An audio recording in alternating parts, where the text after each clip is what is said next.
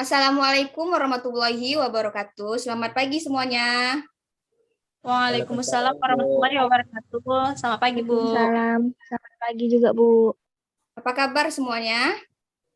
Alhamdulillah sehat, Bu. Baik, Bu. Sehat, Bu. Alhamdulillah. Bertemu lagi kita ya pada pertemuan hari ini. Baiklah, sebelum memulai pembelajaran, Ibu akan absen terlebih dahulu ya. Repika, Hadir, Bu. Kairunisa, Hadir, Bu. Nurul Azlina, Hadir, Bu. Rada Darhani. Hadir, Bu. Baiklah, berarti semuanya sudah hadir ya. Pada pertemuan kali ini kita akan membahas mengenai perdagangan internasional. Jadi Ibu sudah membuat video pembelajaran untuk kalian simak. Bentar ya. Tolong disimak ya, karena di akhir pembelajaran Ibu akan memberikan tugas kepada kalian terkait materi pada hari ini. Pada kesempatan kali ini saya akan menjelaskan sebuah materi yang berjudul dengan perdagangan internasional. Pembahasan pertama yang akan kita bahas yaitu mengenai pengertian perdagangan internasional. Perdagangan internasional adalah perdagangan yang dilakukan oleh penduduk suatu negara dengan penduduk negara lain atas dasar kesepakatan bersama. Adapun yang dimaksud dapat berupa perorangan, individu dengan individu, antar individu dengan pemerintah suatu negara, atau pemerintah suatu negara dengan pemerintah negara lain. Perdagangan internasional dapat dilakukan melalui kegiatan impor dan juga ekspor. Adapun impor adalah kegiatan membeli barang dan jasa dari luar negeri ke dalam negeri, sedangkan ekspor adalah kegiatan menjual barang dan jasa dari dalam negeri ke luar negeri. Yang kedua yaitu teori-teori perdagangan internasional.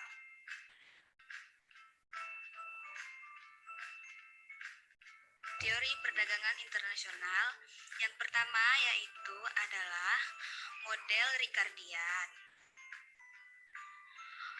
Model ini mengkhususkan dalam memproduksi apa yang mereka paling baik produksi, tidak seperti model lainnya. Rangka kerja model ini memprediksi di mana negara-negara akan menjadi spesialis secara penuh dibandingkan memproduksi bermacam barang komoditas. Yang kedua yaitu adalah model Heckers-Ohlin. Teori ini berpendapat bahwa pola dari perdagangan internasional ditentukan oleh perbedaan dalam faktor pendukung. Model ini memperkirakan kalau negara akan mengekspor barang, membuat penggunaan intensif dari faktor pemenuh kebutuhan, dan akan mengimpor barang dengan menggunakan faktor lokal secara intensif. Yang ketiga yaitu model gravitasi.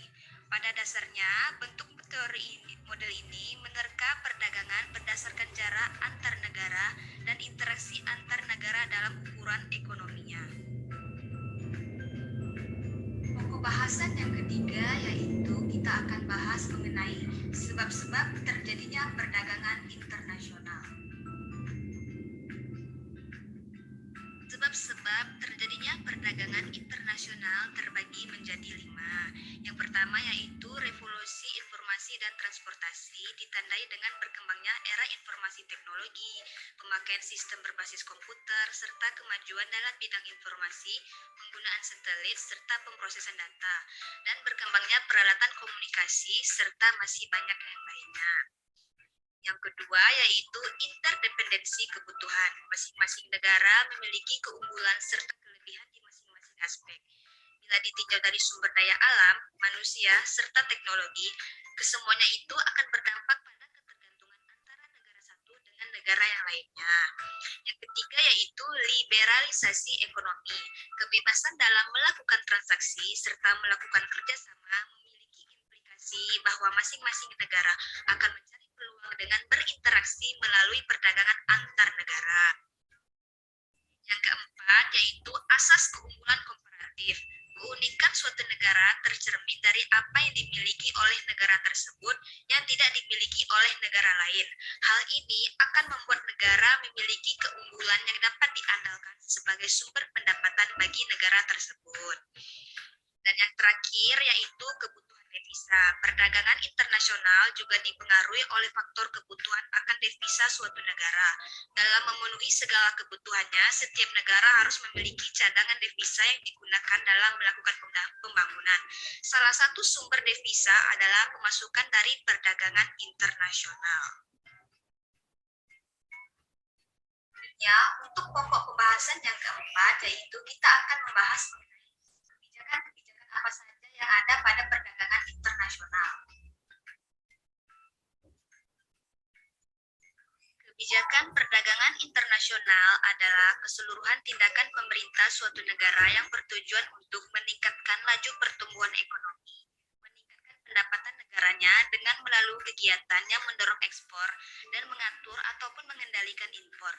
Keseluruhan tindakan tersebut, baik secara langsung maupun tidak langsung, akan memperoleh komposisi, arah, serta bentuk dari perdagangan dan pembayaran internasional. Berikut macam-macam kebijakan perdagangan internasional. Yang pertama yaitu politik proteksi. Proteksi berarti perlindungan khusus di bidang ekonomi. Perlindungan ini diberikan oleh pemerintah kepada produsen dalam negeri terhadap saingannya dari luar negeri.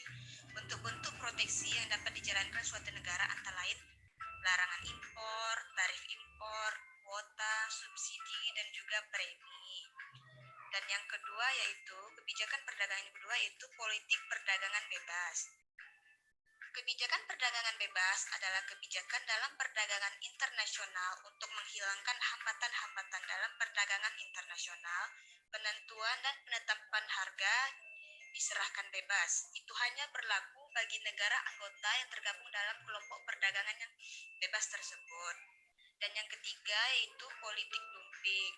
Politik dumping adalah politik ataupun kebijakan yang dilakukan dengan jalan menjual produk di luar negeri lebih murah daripada di dalam negeri.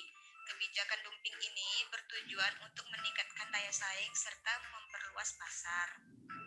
Yang kelima yaitu kita akan membahas mengenai apa saja dampak negatif dan juga positif dari perdagangan internasional. Adapun dampak negatif dan juga positif dari perdagangan internasional terutama untuk Indonesia, yang pertama yaitu dampak positifnya mendorong pertumbuhan ekonomi negara, pemerataan pendapatan masyarakat, dan stabilitas ekonomi nasional. Yang kedua yaitu menambah devisa negara. Yang ketiga yaitu mendorong kemajuan iptek dalam negeri. Yang keempat, melalui impor kebutuhan negara dapat terpenuhi. Dan yang kelima yaitu memperluas lapangan kerja dan kesempatan masyarakat untuk bekerja. Adapun dampak negatifnya yaitu yang pertama, barang produksi dalam negeri terganggu akibat masuknya barang impor. Yang kedua yaitu munculnya ketergantungan dengan negara baju. Yang ketiga yaitu terjadinya persaingan yang tidak sehat. Yang keempat, bila tidak mampu bersaing maka pertumbuhan ekonomi negara akan semakin rendah. Dan pokok bahasan yang terakhir yaitu kita akan membahas mengenai apa saja hambatan-hambatan yang terjadi pada perdagangan internasional. Adapun hambatan yang pertama yaitu kebijakan tarif yang memiliki tujuan untuk membatasi masuknya berbagai produk yang diimpor dari luar negeri, sehingga berbagai barang yang masuk nantinya akan dikenakan pajak oleh pemerintah. Sedangkan hambatan yang kedua yaitu kebijakan non-tarif, contohnya seperti adanya pembatasan kuota impor, larangan impor secara mutlak, pengaturan teknis kepada barang impor tertentu, dan juga lain-lain. Yang ketiga yaitu mata uang yang berbeda, yakni negara yang meminta diharuskan membayar dengan mata uang asing si pelaku ekspor. Otomatis si pengimpor harus menambah pengeluaran untuk mendapatkan barang tersebut. Yang keempat yaitu adanya berbagai lembaga ekonomi di suatu daerah. Apabila negara tidak bergabung ke dalam organisasi tersebut, namun di sisi lain ini menguntungkan bagi anggota kelompok yang bergabung dalam organisasi tersebut. Yang selanjutnya yaitu kualitas produk. Yang buruk akan kalah saing dengan kualitas yang lebih baik. Biasanya hal tersebut disebabkan oleh faktor sumber daya manusia yang ada. Dan yang terakhir yaitu regulasi ekonomi yang berbelit-belit, di mana regulasi ekonomi di setiap negara tidaklah sama, sehingga tak jarang kebijakan ekonomi yang dikeluarkan oleh pemerintah menjadi sebuah hambatan dalam perdagangan internasional.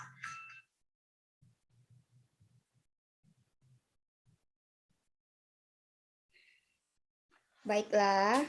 Jadi di dalam video itu kan sudah dibahas mengenai apa itu pengertian perdagangan internasional, hambatan-hambatan perdagangan internasional, dan juga kebijakan-kebijakan perdagangan internasional.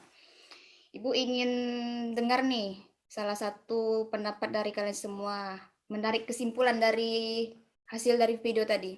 Siapa yang bisa? Saya, Bu. Ya, silakan Nurul. Bentar ya, Bu. Ya.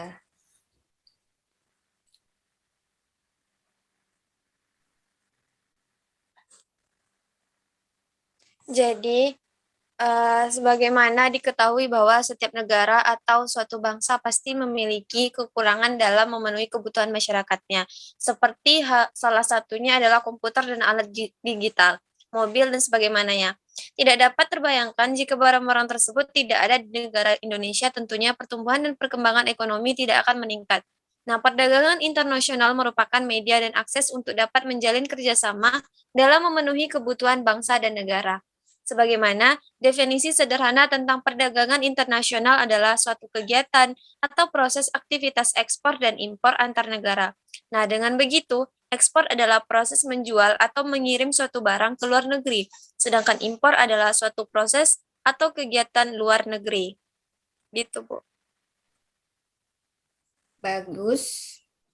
Kesimpulan dari Nurul sangat bagus. Ibu rasa semuanya sudah mengerti ya terkait dengan perdagangan internasional ini.